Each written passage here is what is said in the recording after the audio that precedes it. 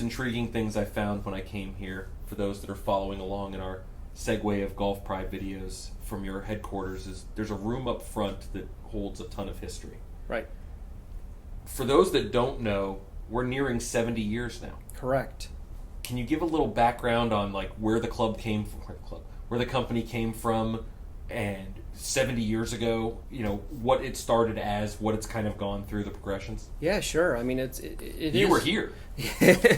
So I've been here, gosh, it's coming up on 15 years. So it seems like, I'm actually one of the old timers here at Golf Pride now, believe it or not. But, the cool thing about Golf Pride is, the employees tend to stick around for a while, and I mean, to your point, we've been in the industry a long time, but I think you really need that kind of consistency with employees to really kind of maintain that tradition and heritage that we've built up through the years. And correct, I mean, we started 70 years ago, and it started in Akron, Ohio, which is the rubber capital of the world. Certainly it was, if you rewind 50, 60, 70 years ago, with Firestone and Goodyear, all the stuff coming out of Akron, Ohio. And it was a logical place for Golf Pride to start. And, it transitioned down to North Carolina manufacturing in the late 60s. And eventually we built a few plants overseas, past that time. But, yeah, we've been around a long time. And, the cool thing about it, and you got a kick out of going in that museum room, and everybody that we bring in here does as well. There's a lot of cool things in there. It's almost like, looking back into the history of the game. That's what kind of the coolest thing, and you guys are seeing the pictures pop up in between Bruce and I. The stuff's really just neat. Yeah. Even if you're not a golfer. Totally. It's a step back in history of advertisements, of products, of things that shouldn't be. I saw a tapered putter grip that I was told somebody else invented, but they weren't even alive when you guys put it out. Just the whole room was just filled, and you guys again are seeing the pictures of the history from the beginning. Yeah, it's a cool thing because and I get back to kind of the consistency with the team here. Is we just kind of had a wave of guys that have worked at the company for 30, 40 plus years. And since the beginning of Golf Pride, we've done a good job of kind of cataloging and saving everything. I talk about everything. You just saw, just a small amount of the stuff that we have, because upstairs in the attic, I mean, we literally have just so much stuff. Boxes. That's where we're going after this, right? Yeah, exactly. But you're right. I mean, it's looking back into the history of the game, because Golf Pride has been involved with it, for a long, long time, and it's really making all those grips for all of those OEMs through the years. So you saw a lot of grips from companies that aren't even around anymore, companies that we used to make grips for. But clearly from the re-gripping pro shop aftermarket side, we've been in the game for a long time as well. But I agree with you. I mean, I think it's a cool thing to hang on to that, because you really see how far Golf Pride has progressed through the years to get where we are today. You described it as a museum, and that's kind of what it is.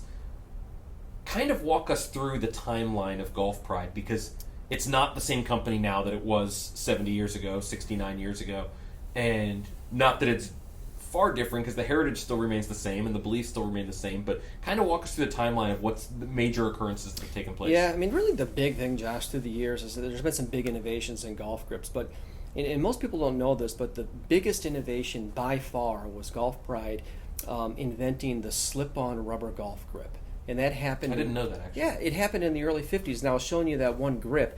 It was orange. It was hard as a rock. It was from, Yes. it was from the late 40s. But that's when golf grips were actually vulcanized onto the shaft. How does that process work? So, I mean, it works almost like we make them today, but we were sending molds to like Wilson, to Spalding, to all those old school companies. We were sending them actual grip molds, and they would stick the shaft in there, and instead of a core bar, the grip would be chemically bonded, vulcanized to a metal shaft, so you couldn't get the grip off. There was no replacement market at that time.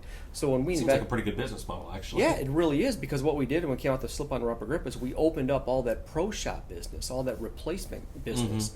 If you get a set of golf grips on clubs and you want to replace them, now suddenly you can do that. And it was one of the biggest innovations in the history of the game as far as equipment goes, because again, it opened up all of that regripping business for everybody. Yeah. So that was a big thing in the early 50s. And then, obviously there's been this, progression of material science through the years, cord, whatever, textures, all that stuff, that we've really stayed in the forefront of. And I thought you found it interesting as far as the color goes of golf grips. It's kind of a complete cyclical, just like fashion is. It totally is. Yeah, we were talking through that, and if you look back in the 50s, I mean, it was all about color. You saw those old colored grips. Then in the 60s it kind of went, darker, and then, in the 90s when the Tour Wrap came out, the Tour Velvet, it was all about black grips at that time. But now we've kind of moved back to more color with the MCC, and people like that, personalization, that style part of it. But probably in 10 years it might end up going back to kind of all black golf grips. That's the way it's going. I'm putting in my request now for those brown grips that I saw. Yeah, you like those? Yeah, I'd be the only person out there playing brown grips. I think you would be. Yeah, I don't think anybody makes not a big this. color for us. No, it's slimming, I've been told. Mm-hmm. So one of the things that I've noticed from back then is obviously less lines because technology didn't allow it, but when you look at the products were the same. You had grip cleaners, you had grips, Mm-hmm. When it comes to innovation into the brand, and we have more coming up on that a little bit, when did the big jump happen where technology really got innovative with golf? Yeah, I mean, I think it's been a progression with the actual material science. Because back in the day, if you look at the 50s and 60s, I mean, really there was only a few stock compounds that Golf Pride was using to mold the grips. But if you look at it now, literally every single model we have has a specific recipe. And when I talk about these recipes, I mean, they're amazing to see, and nobody really sees them, just a very few select people here at Golf Pride, but we're talking about pages and pages of ingredients that go into these grips. I mean, it is a very, very precise science that we use. I mean, not a speck of powder gets changed in any one of our formulas before they run it by our sales and marketing team. We run it by the tour team to make sure whatever changes we're recommending are going to be accepted by the players. So the grips from one year to the next are the same. Well, exactly. That's exactly right. Because if these guys grew up playing a Tour Velvet, we have to maintain that feel. And obviously, we're always improving our compounds, doing stuff that's going to make them last longer, feel better. But certainly we don't want to take a step back, because when you have something that's doing that well, you never want to put something in the compound that's going to reverse it. But certainly it's the material science, and most people don't know this, but we have a whole team of material science chemists, all of those guys that sit there day in and day out, always looking at our compounds, our formulas, our recipes, making sure that they're optimized to produce the best performing grips in the business.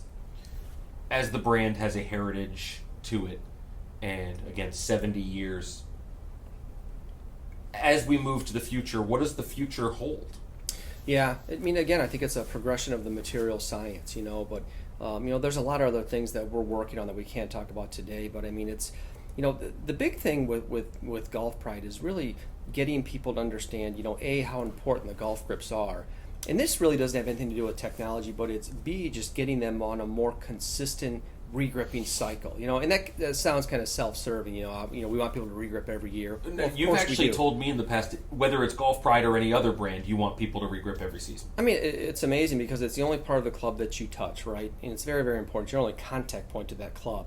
And the fact of the matter is, most of the people out there, the amateur golfers, never regrip their clubs. It's actually a very small percentage of people out there that consistently do it on a consistent cadence. Fascinating, actually. Yeah, I mean, if we can convince golfers and convince them. It's not like we need to sell them on this. It's going to help their game when they understand it. And as soon as they do it once, they're going to get consistently regrip at the beginning of every season. But if they can understand how important the grip is to the actual overall makeup of the club and what it can do to performance, I think that's going to help us. And obviously, that's not the technology piece, but there's a lot of different directions we're moving as far as technology. Stuff that we're going to be coming out with the next couple of years. But it's really. It's up to us to not alienate that core audience. It's people that grew up with Golf Pride, like I said, the 70 years. I mean, they've grown accustomed to a certain, grip that we've made through the years, a certain quality. And we want to maintain that user base, but it's also continuing to pull in, new people. And, that's A, with new materials, new technology, but it's B, just getting these people to understand how important golf grips are.